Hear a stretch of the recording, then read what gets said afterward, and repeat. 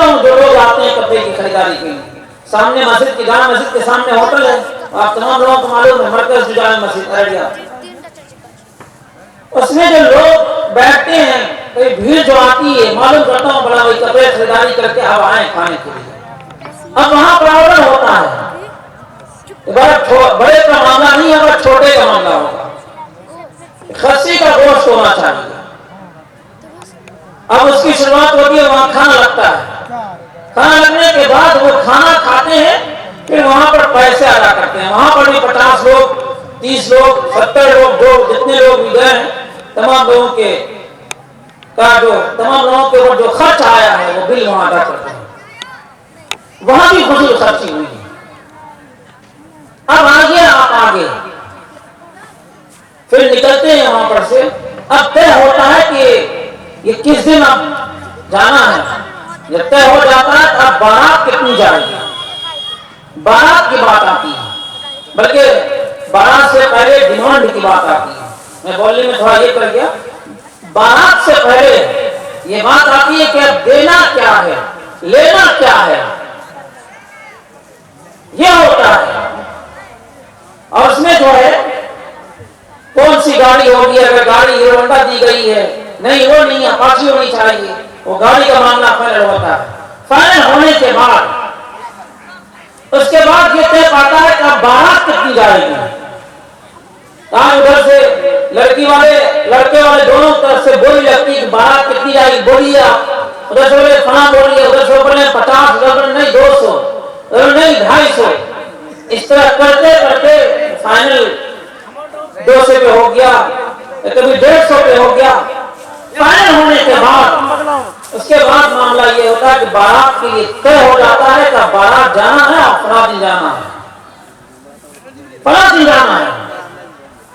اب اتنے لوگوں کے ساتھ طے ہو گیا، اگر بارات والا معاملہ آپ دیکھ لیجئے کہ جہاں اگر 10 لوگوں کی ضرورت تھی کہ جا کر کے نکاح پڑھ لیتے، 15 لوگوں کی ضرورت تھی، وہاں پر آپ دیکھ لیجئے تو وہاں 100 لوگ 200 لوگ جا رہے ہیں۔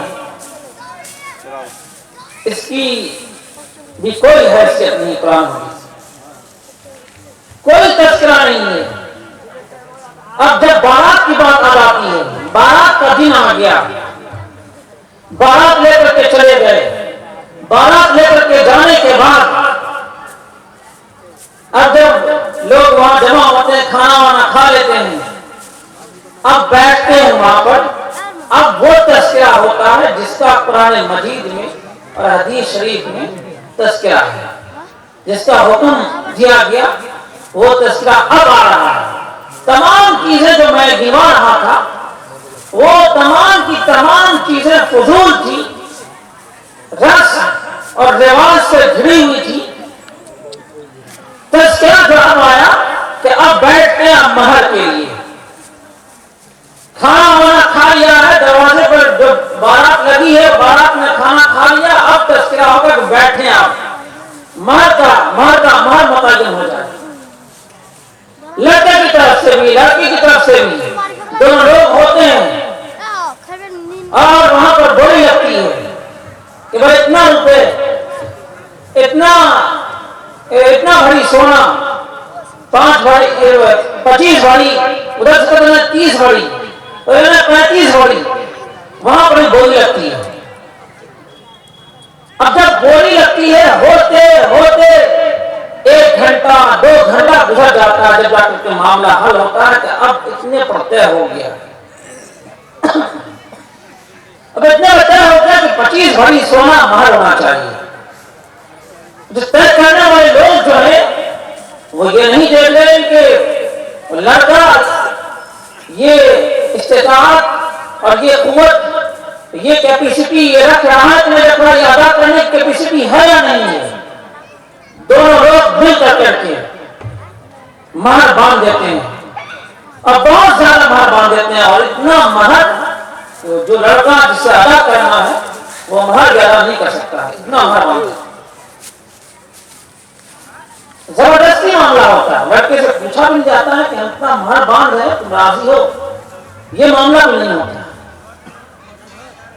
زبردستی مہر کا معاملہ ہوتا ہے۔ میرے بھائیو، میرے عزیزو،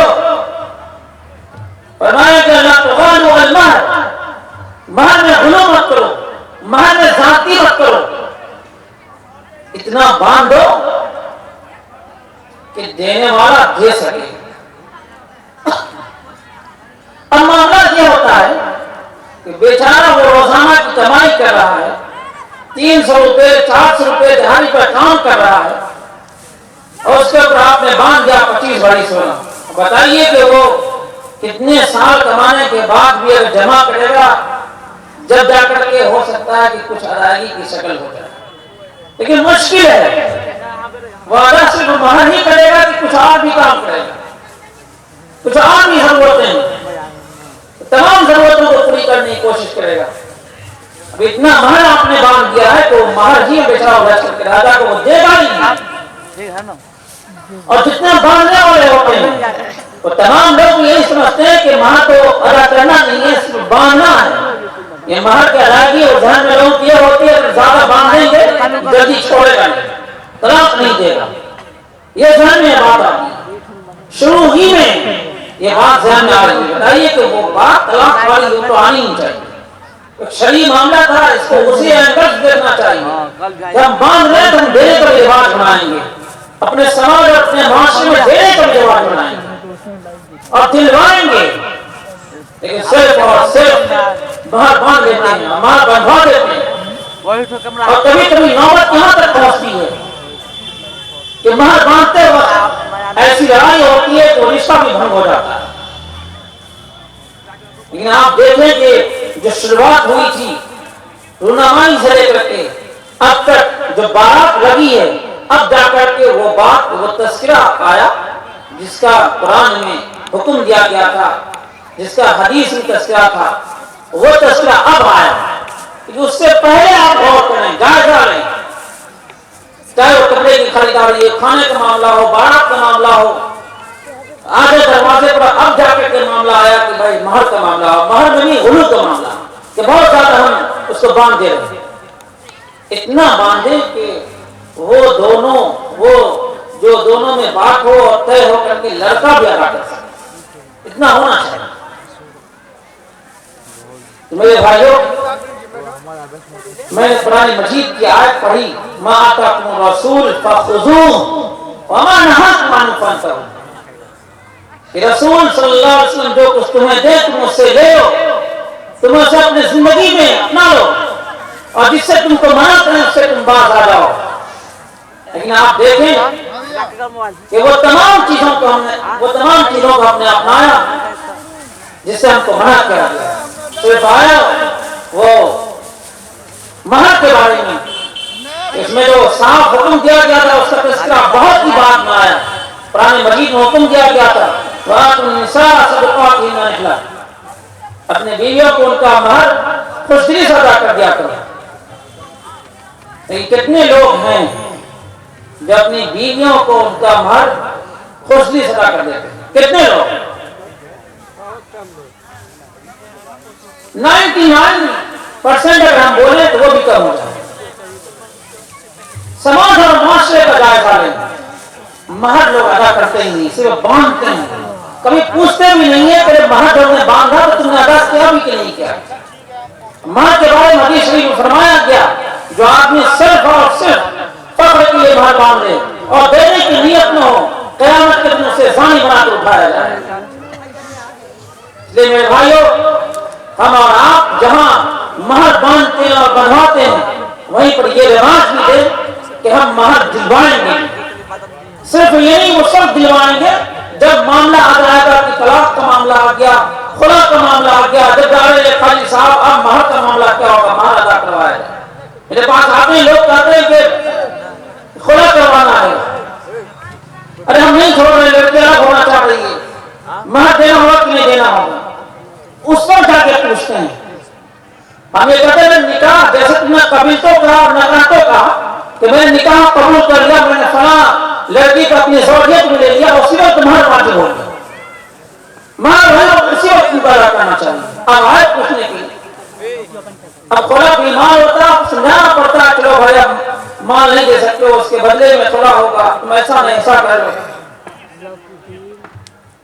تو آپ جائزہ لیں شروع سے لے کر کے آخر تک, یہ سمجھ میں آئے گا کہ جتنی بھی چیزیں کی جا رہی ہیں سب رسم و رواج کی چیزیں ہیں، اور آخر میں آتے ہیں تذکرہ وہ جس کا حکم پہلے ہونا چاہیے، جو تذکرہ پہلے ہونا چاہیے وہ تذکرہ بعد میں آتا ہوگا۔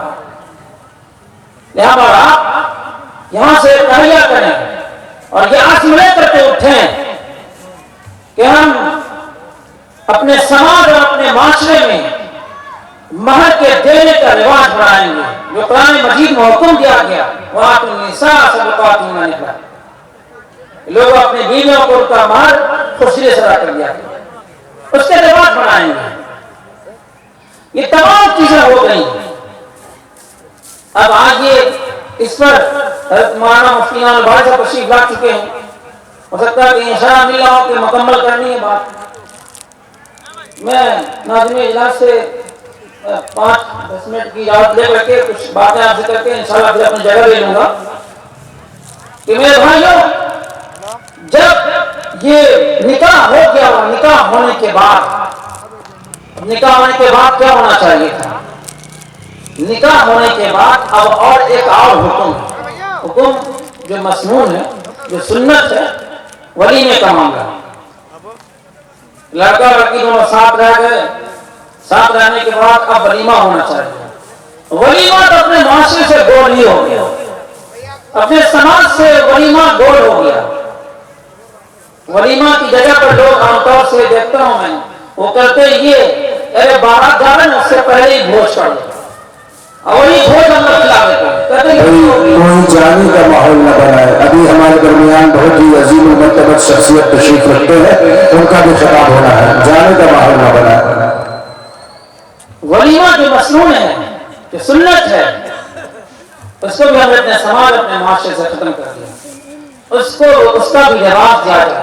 جو پیسے ادھر ادھر برباد کرتے ہیں، اگر ہم ولیمہ کر لیں گے، استطاعت اگر ہے، استطاعت میں کہہ لوں کہ لوگ بارات لے جانے میں اور فلاں چیز میں پیسے خوب خرچ کرتے ہیں، جب شریعت کی بات آتی کہ یہ سنت ہے کم سے کم اس کو ادا کر لیا جائے، اس سے مزید برکت ہو رہی ہے، تو پیسہ کہاں اپنا کام کر پائیں گے؟ اب اسی میں سوچنے لگتے ہیں پیسہ کہاں ہے۔ جس سے زکوٰۃ کا معاملہ ہوتا ہے، لوگوں کو پیسے بہت ہوتے ہیں، لیکن جائیے زکوٰۃ والے کو مولوی صاحب پہنچ گئے کہ ہاں بھائی زکوٰۃ مدرسے کے لیے آئے ہیں، فلاں ضرورت ہے، اتنا پیسے ہی نہیں ہے، کہاں پیسے ہیں؟ لیکن حساب کر کے جب نکالیں پیسے نکلیں گے، لیکن حساب آپ کرنا نہیں چاہ رہے ہیں، آپ زکوٰۃ ادا کرنا نہیں چاہ رہے ہیں، یہی حال اس میں بھی ہے۔ پیسہ آپ نکالنا نہیں چاہ رہے ہیں کہ ہم پیسہ نکال کر اپنا ولیمہ کر لیں، وہ نکالنا نہیں چاہ رہے، وہ آپ توجہ نہیں دے رہے ہیں۔ اگر آپ توجہ دیں گے تو یقین مانیے کہ آپ کی جتنی بھی ضروریات ہیں وہ تمام ضرورتیں پوری ہو جائیں گے، اس کے ساتھ ولیمہ بھی ہو جائے گا، جو ایک مسنون ہے۔ میرے بھائیوں، یہ تمام چیزوں کو ہم نے چھوڑ دیا جو قرآن مجید میں حکم دیا گیا تھا، مَا آتَاكُمُ الرَّسُولُ فَخُذُوهُ وَمَا نَهَاكُمْ عَنْهُ فَانْتَهُوا۔ رسول اللہ صلی اللہ علیہ وسلم جو کچھ تمہیں دیں تم اس سے لے لو، اپنا لو، اور جس سے تم کو منع کرے اس سے تم باز آ جاؤ۔ لیکن صورتحال یہ میں نے جو گنایا ہے شروع سے اس کا الٹا ہے، جس سے منع کیا گیا اسی کو ہم نے اختیار کر لیا ہے، اور جس کا حکم دیا گیا ہم نے اس کو پتے پشت اور بالا تاپ ڈال دیا اور پیچھے چھوڑ دیا ہے، دھکیل دیا اس کو۔ اس لیے ہماری حالت اب دیکھنے کیا ہو رہا ہے، گڑبڑی ہو رہی ہے۔ میں نے دونوں طبقے نہ عورت اور مرد، میں نے 4 گروپ بتلایا تھا، اس میں سے ایک شوہر کو ایک بیوی کو لیا تھا، وہی دونوں میں گفتگو کر رہا ہوں۔ اگر وہ بہترین سے اگر ہو گیا، شریعت و سنت کے مطابق اگر نکاح ہو گیا، پھر آگے آنے والی جو زندگی ہے وہ زندگی بہترین سے گزرے گی۔ جو بچے ہوں گے، جو اولادیں ہوں گی، وہ اولاد بھی نیک ہوں گی، وہ بچے بھی ہمارے نیک ہوں گے۔ جب بچے ہمارے نیک ہوں گے، جب بچہ نیک ہوگا، یقین مانیے کہ وہ خاندان بھی نیک ہوگا۔ جب خاندان نیک ہوگا، صالح ہوگا، وہ اس سے جو سماج اور معاشرہ بنے گا، وہ سماج اور معاشرہ بھی صالح اور نیک معاشرہ ہوگا اور اچھا معاشرہ ہوگا۔ لیکن اگر ہم بنیاد میں گڑبڑی کر رہے ہیں، سماج کے بننے کے لیے بنیاد میں بتایا میاں بیوی اگر بنیاد میں گڑبڑی کر رہے ہیں اور اس میں وہ تمام چیزوں کو داخل کر رہے ہیں جس سے منع کیا گیا ہے. یقیناً بنیاد گڑبڑ ہوئی، تمام چیزیں گڑبڑ ہوتی چلی جائیں گی. پھر آگے چل کے نہ جو بچہ آپ کا ہوگا، جو بیٹا ہوگا، جو بیٹی ہوگی، نہ وہ آپ کی بات مانے گی. آج لڑکی بھی جو بیٹی ہوتی ہے ان باپ کی بات نہیں مان رہی ہے، ماں کی بات نہیں مان رہی. بیٹا چھوڑ لیجیے، بیٹا شروع کا معاملہ وہی ہے. بیٹا وہی تربیت نہیں ہے کہ گڑبڑی شروع سے ہو رہی ہے. بیٹا آپ کی بات نہیں مان رہا ہے. باپ بھی آ رہا ہے کہنے کے لیے دعوت میں کہ نہیں دیکھیے میں اپنا بیٹا ہے نافرمان ہو گیا، نہیں بات مان رہا. میں یہ کہہ رہا ہوں، میں کہہ رہا ہوں ادھر چلو، ہم جائیں گے ادھر، ہم یہ کام کرنے بول رہے ہیں، وہ کہہ رہے ہیں یہ کام کریں گے. آج کا میں معاملہ بتاتا ہوں. آج ایک لڑکا آیا، نوجوان لڑکا ہوگا، 25 سال سے 26 سال کی عمر ہوگی. وہ لڑکا آ کے میرے پاس کہہ رہا ہے کہ میرا باپ میری شادی نہیں کر رہا ہے. ہم سے 2 بھائی بڑے ہیں، اس کی بھی شادی نہیں کیا. مگر بہت زیادہ عاجزی کر رہا تھا. میرے باپ کو بلا کر سمجھا دیں کہ میرے سے جو بڑے بھائی ہیں ان کی بھی شادی کروا دیں کم سے کم، تب میرا نمبر آئے.